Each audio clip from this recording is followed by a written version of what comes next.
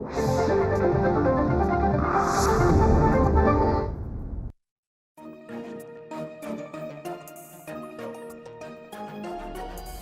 सुसंगत विचार सरणी तंत्रज्ञाने होते प्रगती देई मानवा सुख समृद्धी निसर्ग अन्विज्ञान विज्ञानाच्या रंजक गोष्टी व्यापून घेई सारी सृष्टी जगण्यातील विज्ञान आणिक विज्ञानातील जगणे विज्ञानम जनहिताय विज्ञानम जनहिताय विज्ञानम जनहिताय विज्ञानम जनहिताय विज्ञानम जनहिताय विज्ञानम जनहिताय विज्ञानम जनहिताय विज्ञानम जनहिताय.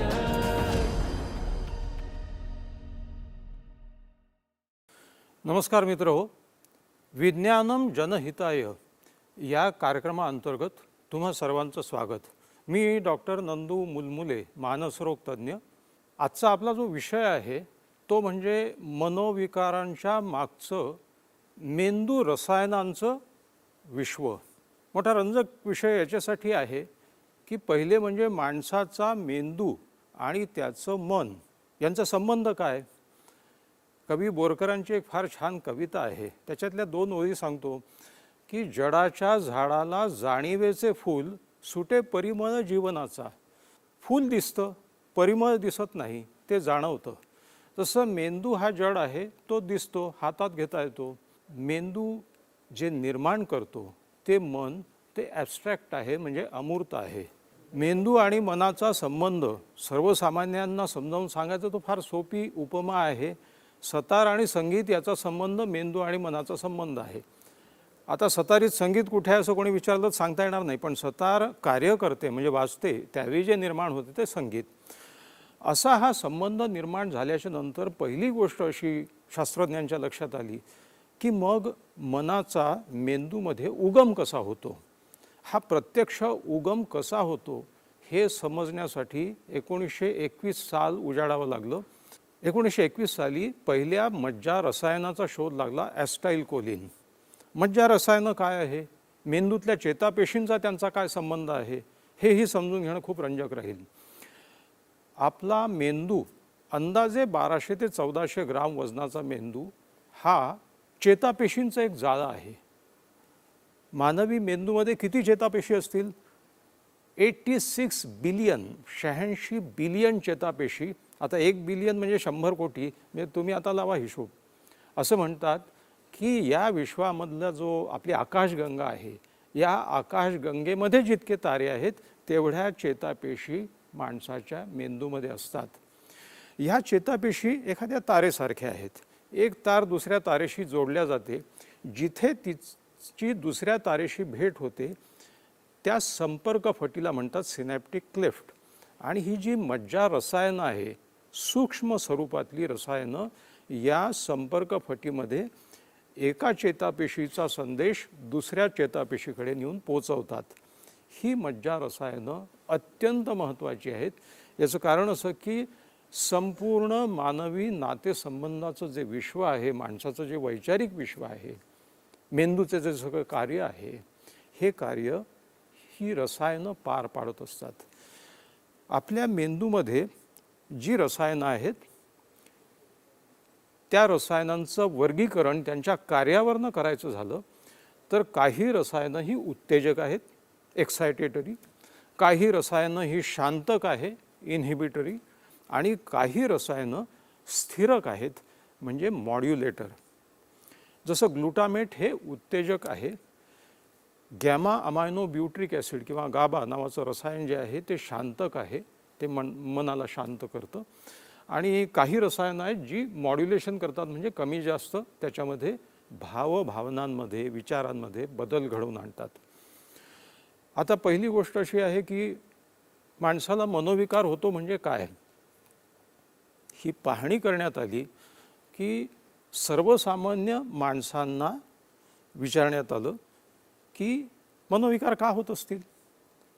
हजारो लोकांना प्रश्न विचारल्याच्या नंतर जो निष्कर्ष आला तो असा धक्कादायक होता की बहुतेकांना असं वाटतं की माणसाच्या मनाविरुद्ध काही झालं, विपरीत घटना घडली, काही आघात झाला, भोवताली काही वाईट घटना घडली तर लोकांना मनोविकार होतात. म्हणजे अमुक माणूस निराश का बरं झाला, काहीतरी त्याच्या बाबतीत वाईट घडलं असेल किंवा त्याला अपयश आलं असेल, जे काय असेल ते.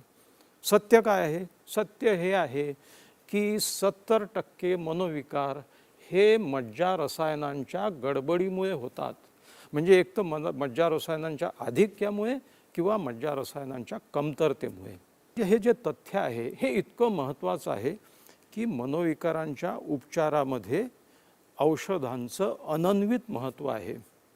दुर्दैवानं आपण असं समजतो की आपल्याच मनाला शांत करण्यासाठी किंवा मनात उत्साह निर्माण करण्यासाठी किंवा निराशा दूर करण्यासाठी आपल्याला समजावणीने आपण का बदलत नाही? आपण समुपदेशनाने फक्त का बदलू शकत नाही? औषधं घेण्याची काय गरज आहे? माणसाला हे आपला पराभव वाटतो की त्याला औषधं घेऊन आपलं मन बदलावं लागतं. पण मन हा मेंदूच्या विद्युत रासायनिक अभिव्यक्तीचा भाग आहे. हे सत्य तुम्ही एकदा स्वीकारलं, electrochemical reaction of the brain is mind, हे सत्य तुम्ही स्वीकारलं की तुम्हाला औषधोपचाराचं महत्त्व लक्षात येईल. समुपदेशन महत्त्वाचं आहे, समजावणं महत्त्वाचं आहे, काउन्सिलिंग महत्त्वाचं आहे, परंतु अनेकदा ते पूरक असतं किंवा अनेकदा ते मुख्य असलं तरी औषधोपचाराचा पूरक सहभाग उपचारामध्ये जरुरी आहे. आता अनेक प्रकारचे मनोविकार आहेत. नेहमीचा एक नैराश्य हा मनोविकार, डिप्रेशन. असं म्हणतात की या जगामध्ये सगळ्यात जास्त लोकांना पिडणारा विकार हा डिप्रेशन आहे. अंदाजे सर्वसाधारण लोकसंख्येच्या जवळजवळ 15% लोकांना आपल्या आयुष्यभरात नैराश्याचा अनुभव आलेला असतो आणि ते इतक्या तीव्र स्वरूपाचं असते की त्याला उपचाराची गरज असावी. इतका प्रचंड प्रमाणात असलेला हा मनोविकार मुख्यतः कशामुळे निर्माण होतो? मेंदूतील सिरोटोनिन नावाचं एक मज्जा रसायन कमी पडल्यामुळे, त्याच्या कमतरतेमुळे निर्माण होतो. अनेकदा अशा घटना घडतात, एखादा माणूस आत्महत्या करतो आणि लोक विचारतात की याच्याजवळ सगळं सुखसंपत्ती होती, याला कशाचीही ददात नव्हती, कमी नव्हती, तर याने आत्महत्या का केली असेल? लोकांच्या लक्षात हे येत नाही की मेंदू रसायनांचं काम इतकं महत्त्वाचं आहे की सिरोटोनिनची पातळी अचानक कमी होण्याचाही एक प्रकार असतो की ज्याच्यामध्ये माणूस नैराश्याच्या गर्तेत जातो, त्याला कुठलंही बाह्य कारण लागत नाही. म्हणून इथे औषधोपचार आणि प्राथमिक स्वरूपाची त्याची लक्षणं हे ओळखणं महत्त्वाचं आहे. आता स्किझोफ्रेनियासारखा विकार घ्या. स्किझोफ्रेनिया म्हणजे छिन्न मानस. सर्वसाधारण लोकसंख्येच्या 1% लोकांना, म्हणजे तुम्ही विचार करा, 1,00,000 लोकांच्या मागे दरवर्षी 1,000 लोकांना स्किझोफ्रेनिया होतो. आणि स्किझोफ्रेनिया हा वयाच्या फुलत्या उमलत्या वयोगटात प्रामुख्यानं होतो, 15 ते 25 या वयोगटामध्ये. हा स्किझोफ्रेनिया का होतो? छिन्न मानस त्याला मराठीत नाव आहे. मुख्यतः याचं कारण डोपामिन नावाच्या मज्जा रसायनांचं आधिक्य. आपल्या मेंदूत काही चेतापेशी अशा असतात की ज्या डोपामिन जास्त प्रकारे वापरतात. अशा मेंदूतली 2-3 ठिकाणं आहेत की ज्या ठिकाणी डोपामिन वाहणाऱ्या चेतापेशींचे पुंजके आढळतात. त्यातल्या एका ठिकाणाचं डोपामिन खूप वाढून गेल्यामुळे स्किझोफ्रेनिया होतो. मग स्किझोफ्रेनियावर कुठलं औषध काम करेल की जे डोपामिनचं दमन करतं? आता औषधांचे साईड इफेक्ट्स का बरं होतात? याचं कारणही मेंदू रसायनांची वस्तुस्थिती ही आहे की औषध घेतल्यानंतर सगळ्याच ठिकाणचं डोपामिन कमी होतं. मग जिथे कमी व्हायला नको, कारण डोपामिनचं कार्यही मेंदूला महत्त्वाचं आहे, त्या ठिकाणचं कमी झाल्याच्यामुळे हातपाय थरथर कापणं, घसा कोरडा पडणं किंवा चक्कर येणं किंवा सुस्ती येणं, अशा स्वरूपाचे साईड इफेक्ट्स, हा सगळा मेंदू मज्जा रसायनांचा खेळ आहे. मेंदू रसायनांचं अनन्वित महत्त्व एका साध्या उदाहरणावरून सांगतो की सर्वसामान्य माणसाचं कार्य, मनाचं कार्यसुद्धा मेंदू रसायनांवर अवलंबून आहे. तरुण प्रेमात पडतो, तरुणी प्रेमात पडते. प्रेम म्हणजे काय आहे? प्रेम म्हणजे मेंदू रसायनांचा खेळ आहे. बघा, मानवी प्रेमाची जी भावना आहे ती आकर्षण, काही प्रमाणात वासना, त्याच्यानंतर मग अटॅचमेंट म्हणजे बंधन, अशा टप्प्यातून जाते. पहिल्यांदा पौगंडावस्थेतल्या त्या वयोगटामध्ये वासनेचा भाग असतो, आकर्षणाचा भाग असतो, आणि त्याच्यानंतर जर मैत्री टिकून राहिली तर मग त्याच्यामध्ये बॉन्डिंग म्हणजे बंधनाचा भाग येतो आणि मग प्रेमबंधन आयुष्यभर टिकून राहिलं तर मग माणूस विवाह आणि त्याचं पूर्ण आयुष्य. याच्या मागे मेंदू रसायनं आहेत. एंडॉर्फिन्स हे पेप्टाइड्स आहेत आपल्या मेंदूतले. डोपामिन नावाचं एक रसायन आहे, मेंदू मज्जा रसायन आहे. आकर्षण आणि वासना याच्यामध्ये डोपामिनचं कार्य फार महत्त्वाचं आहे. डोपामिन प्रेयसीचा फोटो पाहिल्यावर, प्रियकराचा फोटो किंवा तो समोर आल्याच्या नंतर जे स्त्रवतं ते एंडॉर्फिन आणि डोपामिन. म्हणजे त्यांनी मनात क्षणिक आनंद निर्माण होतो किंवा सुख निर्माण होते असं म्हणता येईल. आनंद ही पुढची भावना आहे जी सिरोटोनिन पार पाडतो. सिरोटोनिनच्या आधिक्यामुळे आनंद निर्माण होतो. नंतर बंधनाची स्टेज. बंधनसुद्धा एका मज्जा रसायनाचा खेळ आहे, तो म्हणजे ऑक्सिटोसिन आणि व्हासोप्रेसिन. ही जी मज्जा रसायनं आहे ही माणसाला बंधनास उद्युक्त करतात. मग त्याच व्यक्तीशी निष्ठा वाहणं, त्या व्यक्तीबरोबर राहणं, हा सगळा बदल म्हणजे सर्वसामान्य प्रेमाची भावना हा सुद्धा माणसाच्या मज्जा रसायनांचा खेळ आहे, संप्रेरकांचा खेळ आहे. इतकी ही सगळी मेंदू रसायनांची वाटचाल समजून घेणं या गोष्टीसाठी महत्त्वाचं आहे. विज्ञानम जनहिताय. मनोविकार का निर्माण होतात? स्ट्रेस म्हणजे ताण हा नॉर्मल आहे. आयुष्यात अनेक गोष्टी आपण ताणामुळे करत असतो. उद्या परीक्षेचा ताण आहे म्हणून आज विद्यार्थी अभ्यास करतो. उद्या काहीतरी प्रेझेंटेशन आहे म्हणून रात्रभर जागून एक रिपोर्ट प्रिपेअर करतो माणूस. ताण जीवनात जरुरी आहे. ताणाचं प्रमाण जीवनात जेवणातल्या मिठा इतकं पाहिजे. मीठ नसलं तर जेवण अळणी होईल, पण मग ते वाढून गेलं तर सगळं जेवण खारट होईल. तसाच ताण जेव्हा वाढतो तेव्हा स्ट्रेसचा डिस्ट्रेस होतो. डिस्ट्रेस म्हणजे तणाव, आणि तो जर अधिक काळ राहत गेला तर त्याचं डिसीजमध्ये रूपांतर होतं. म्हणजे ताण, तणाव आणि विकार अशी ही वाटचाल आहे. ही सगळी वाटचाल कोण घडवून आणतं? आपल्या मेंदूतील रसायनं, मज्जा रसायनं आणि संप्रेरक. म्हणजे असं लक्षात आलं की जेव्हा ताण खूप वाढून जातो त्यावेळी त्या ताणाला तोंड देण्यासाठी आपल्या शरीरामध्ये नॉरएपिनेफ्रिन नावाचं एक रसायन स्त्रवलं जातं, संप्रेरक. ह्या संप्रेरकाचं काम काय आहे? त्या तणावाच्या प्रसंगाला तोंड देण्यासाठी किंवा त्या तणावग्रस्त प्रसंगातून दूर पळून जाण्यासाठी ऊर्जेची गरज आहे. मग ते काही काळाकरता ब्लड प्रेशर वाढवतं, आपल्या रक्तामध्ये साखर अधिक टाकतं आणि आपण उत्तेजित होतो, एक्साईट होतो. निसर्गाची योजना अशी आहे की हा सगळा तणावयुक्त प्रसंग काही काळाकरता असावा. सतत ताणलेल्या अवस्थेत जर माणूस राहत गेला तर हे बदल कायमस्वरूपी होतात. मग माणसाला ब्लड प्रेशर होतं, डायबिटीस होतं, मधुमेह आणि उच्च रक्तदाब हे विकार या संप्रेरकांच्या आधिक्यामुळे होतात. म्हणून असं म्हणतात की ताण ठीक आहे पण तो ताण जास्त वेळ घेऊ नये. असंही म्हटलं जातं की stress is not in the situation, stress is in you. म्हणजे ताण त्या परिस्थितीत नाही, ताण मांडण्यावर आहे, मनावर घेण्यावरती आहे.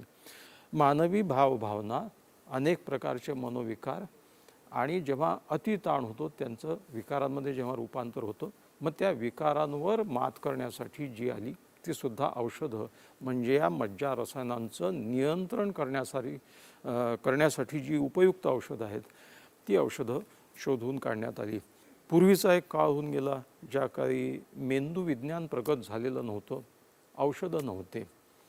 त्या काळामध्ये सुद्धा हळूहळू त्यात प्रगत 20वे शतक अर्ध्यावरती आलं तेव्हा पहिलं मेंदूवरचं मनोविकारांवरचं औषध 1952 साली क्लोरप्रोमॅझिन नावाचं औषध आलं, जे हे डोपामिन आधिक्य जे आहे ते कमी करतं. अशा प्रकारे मेंदू मन यांचा संबंध आपण पाहिला. मज्जा रसायनांचा खेळ कसा मानवी भावभावनांच्या मागे असतो, मनोविकारांच्या मागे असतो ते आपण पाहिलं. आणि या मानसिक विकारांचा उपचार करण्यासाठी जी औषधं वापरली जातात ती किती महत्त्वाची आहे. लक्षात ठेवा, 70% मनोविकार हे मज्जा रसायनांच्या आधिक्यामुळे किंवा कमतरतेमुळे होतात आणि त्यांच्यावर मात करण्यासाठी प्रामुख्याने औषधं किंवा सपोर्टिव्ह म्हणून, पूरक म्हणून औषधांचा वापर अत्यंत जरुरी आहे. माणसाचा मेंदू हा एक अद्भुत अवयव आहे आणि असं म्हणतात की आपल्या मेंदूमधल्या ज्या चेतापेशी आहेत त्या चेतापेशी सगळ्या एकमेकांशी जोडलेल्या, इतक्या प्रकारे जोडलेल्या आहे की एखादी घटना घडली तर ही पूर्वी केव्हा घडली असेल, त्यावेळी कुठल्या भावभावना असतील, ह्या सगळ्या गोष्टी त्याच्यामध्ये ध्वनिमुद्रित झालेल्या, एक प्रकारच्या ध्वनिचित्र मुद्रित झालेले आहेत. एक छोटीशी गोष्ट सांगतो की मूल जन्माला आल्याच्या नंतर मेंदूतलं हे रेकॉर्डिंग सुरू होतं आणि मूल जसं वाढत जातं तसतसं पाहिलेल्या घटनांच्या वेळी उमटलेल्या भावनासुद्धा तिथे रेकॉर्डच्या स्वरूपात आपल्या मेंदूमध्ये राहतात. या सगळ्या चेतापेशी आणि मज्जारसानांचा हा खेळ आहे की ज्याच्यामध्ये स्मरणशक्ती आणि त्यावेळी आपल्या मनावर घडून आलेल्या सगळ्या बदलांचे भाव आपण टिपत असतो. म्हणून अनेक वर्षानंतर सुद्धा तशीच जर घटना आपल्याला दिसली किंवा तसं दृश्य दिसलं तर आपल्या मनामध्ये त्यावेळी निर्माण झालेल्या भावभावनासुद्धा, म्हणजे आता पहा, माणूस एक CCTV कॅमेरा आहे, पण CCTV कॅमेरा भावभावना नाही टिपत. मेंदू असा CCTV कॅमेरा आहे जो भावभावनासुद्धा टिपून ठेवतो आणि त्या पुन्हा जागृत करण्याची क्षमता त्याच्यामध्ये आहे. या सगळ्यांच्या मागे मेंदू विज्ञान आहे, मेंदू रसायनांचं, चेतापेशींचं विज्ञान आहे. हे जर सत्य समजून घेतलं तर आपल्याला अनेक गोष्टींचा, आपण असं का वागतो, आपण का घाबरतो, आपण घाबरतो म्हणजे नॉरएपिनेफ्रिन शरीरात वाढायला लागतं, मेंदूमध्ये वाढायला लागतं. आणि बीटा ब्लॉकर जी औषधं नॉरएपिनेफ्रिनची पातळी कमी करतात ती घबराटीमध्ये घबराट झालेल्या पेशंटला देण्यात येतात. म्हणजे सगळ्या भावभावनांच्या मागे ही मज्जा रसायनांची दुनिया आहे, हा सगळा त्यांचा खेळ आहे. एक फार मजेदार विकार आहे ज्याला मंत्रचळ म्हणतात. मंत्रचळ म्हणजे ऑब्सेसिव्ह कंपल्सिव्ह डिसऑर्डर, OCD. आजकाल अनेक सामान्य लोकांनाही OCD शब्द सांगितला तर कळतो की वारंवार हात धुणारी माणसं, वारंवार तपासत बसणारी माणसं, वारंवार एकच विचार डोक्यात ज्यांच्या येतो, ज्यांना कळतं की हे चुकीचं आहे तरीसुद्धा तो विचार पुन्हा पुन्हा येत जातो. OCD हा मेंदूतल्या काही विशिष्ट भागांमधल्या सिरोटोनिनच्या कमतरतेमुळे होतो आणि OCDवर काम करणारं औषध सिरोटोनिनची पातळी त्या भागात वाढवतं. तरीही आत्तापर्यंत असं लक्षात आलेलं आहे की एक 50-60% रुग्ण सिरोटोनिनचं प्रमाण वाढवणाऱ्या औषधांनी दुरुस्त होत असतील. दुरुस्त म्हणण्यापेक्षा कंट्रोलमध्ये येत असेल त्यांच्या विचारांचा जो मंत्रचळेपणा आहे, परंतु अजून त्याच्यावर पूर्ण ताबा मिळवता आलेला नाही आहे काही रुग्णांमध्ये. याचं कारण असं की सिरोटोनिन का वाढतं, मूळ त्याचं कारण आपल्याला माहीत नाही. म्हणजे आपल्या शरीराच्या बाबतीत जसं एक तुलना करायची म्हटलं तर कोलेस्ट्रॉल खूप वाढल्यामुळे रक्तवाहिन्या आकुंचित पावतात आणि डॉक्टर मग हृदयाचं बायपास ऑपरेशन करतात. तुम्ही बायपास ऑपरेशन कराल पण कोलेस्ट्रॉल का वाढतं आहे याचं मूळ कारण शोधून त्याच्यावर उपचार झाल्याशिवाय तो काही कायमस्वरूपी उपचार होऊ शकत नाही. अशा प्रकारे अनेक मनोविकारांच्या मागचं मेंदू विज्ञान आणि मेंदू रसायन विज्ञान याच्यावरती प्रचंड संशोधन चालू आहे. एवढं मात्र निश्चित आहे की माणसाचं मन जरी अमूर्त असलं तरी त्याचा उगम ज्या मेंदूमध्ये आहे त्या मेंदूच्या ज्या जडणघडणी आहेत, बदल आहेत, मेंदूचे विशिष्ट भाग आहेत वेगवेगळे, यांच्या असंतुलित वागण्यामुळे किंवा असंतुलनामुळे मनोविकार होतात. एवढं आता निश्चित स्पष्ट झालेलं आहे. तरीसुद्धा मेंदू विज्ञान, मेंदू संशोधन हे अजूनही बाल्यावस्थेत आहे असं म्हणायला हरकत नाही. विज्ञानं जनहिताय.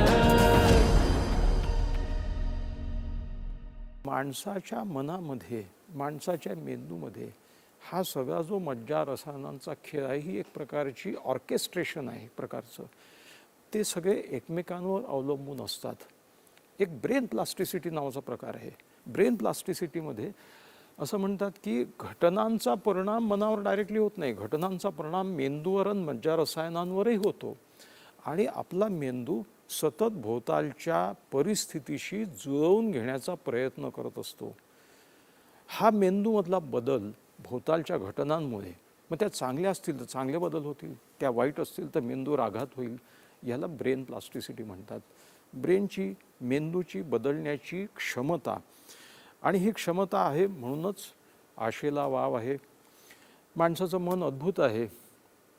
एक फार छान शेर आहे की एक आदमी में होते हैं 10-20 आदमी, जिसे भी देखना बार बार देखना. म्हणजे तुम्ही एकसंध नाही आहात, तुमच्यामध्ये तुम्ही अनेक आहात. माणूस एका वेळी असा वागतो, दुसऱ्या वेळी तसा वागतो. माणूस एकाच वेळी बाप असतो, एकाच वेळी आई असतो, एकाच वेळी मुलगा असतो, एकाच वेळी काका असतो, मामा असतो, मित्रमंडळीत वेगळा वागतो, वरिष्ठांसमोर वेगळा वागतो. माणसाच्या मनात अनेक मी आहेत. या सगळ्या मींचं एकत्रीकरण करणं आणि त्यांनी एकसंधपणे आणि एक दिलाने काम करणं हे मनाच्या आरोग्यासाठी अत्यंत जरुरी आहे. हा सगळ्या मनाच्या आरोग्याचा भाग आपल्या मेंदू रसायनांच्या चेतापेशींच्या खेळाचा एक भाग आहे. हे विज्ञान समजून घेतलं तर माझ्या मते मनोविकार थांबवणं, मनोविकार लवकर ओळखणं आणि मनोविकारांचा योग्य तो उपचार आणि औषधोपचार योग्य प्रकारे आणि डॉक्टर सांगतील तितके दिवस घेणं, हा सगळा भाग मला असं वाटते की मनोविकारांच्या आणि मानसिकतेच्या शिक्षणामध्ये, लोकशिक्षणामध्ये अत्यंत महत्त्वाचं आहे. मित्रहो, 2026 आता सुरू झालेला आहे आणि आव्हानात्मक काळ पुढे आहे. कृत्रिम बुद्धिमत्तेचा उदय झालेला आहे आणि ते भरात येऊ लागलेला आहे. पुढच्या 5 वर्षात काय होईल कोणालाही माहीत नाही. त्याचप्रमाणे पर्यावरणाच्या बदलाचं फार मोठं संकट आहे आणि त्याचा सामना या नव्या पिढीला करायचा आहे. अशा वेळी मानसिक आरोग्य आणि मानसिक संतुलन कसं ठेवता येईल, माझ्या मते फार पहिली गोष्ट अशी आहे की आत्तापर्यंत जे विवेचन झालं त्याच्यातून कोणाचा असा ग्रह होण्याची शक्यता आहे की आपलं सगळं जे आहे मन ते रसायनांच्या अधीन आहे. पण तसं नाही आहे. मानवी मन हे सतत या मज्जा रसायनांच्या खेळाच्याही बाहेर एक मोठं विश्व आहे मानवी मन म्हणजे, आणि ते सतत नव्या परिस्थितीशी जुळवून नवी आव्हानं पार पाडू शकते, याच्यावरती माझा विश्वास आहे. एकच गोष्ट सांगतो जी हजारो वर्षापूर्वी गौतम बुद्धांनी सांगितली, ती अशी की मानसिक ताणापासून, मनोविकारांपासून दूर राहण्यासाठी 2 गोष्टी लक्षात घ्या. प्रतिक्रियात्मक होऊ नका, प्रतिसादात्मक व्हा. सगळा खेळ मानवी नातेसंबंधांचा आहे. नातेसंबंध चांगली राहिली तर मनाचं आरोग्य चांगलं राहील. एका घरात जर भांडणं होत असतील तर मनोविकार निर्माण होतील, मानसिक ताण निर्माण होतील. संघर्ष कसा टाळायचा? पहिली गोष्ट, प्रतिक्रिया म्हणजे रिॲक्शन. Don't be reactive. प्रतिसाद म्हणजे रिस्पॉन्स. प्रतिक्रिया ही प्राणीज आहे, प्रतिसाद हा मानवी आहे, कारण प्रतिसादामध्ये एक साध आहे. तेव्हा समोरचा माणूस जे बोलतो त्याच्यावर एकदम चटकन काहीही विचार न करता उलट प्रतिक्रिया देऊ नका. विचार करा, थांबा, समजून घेण्याचा प्रयत्न करा आणि प्रतिसाद द्या त्याच्यातल्या चांगुलपणाला. कारण आता भोवताली अशी परिस्थिती आहे की प्रतिक्रियाचा खेळ कुठे थांबणार हेच कळत नाही आहे.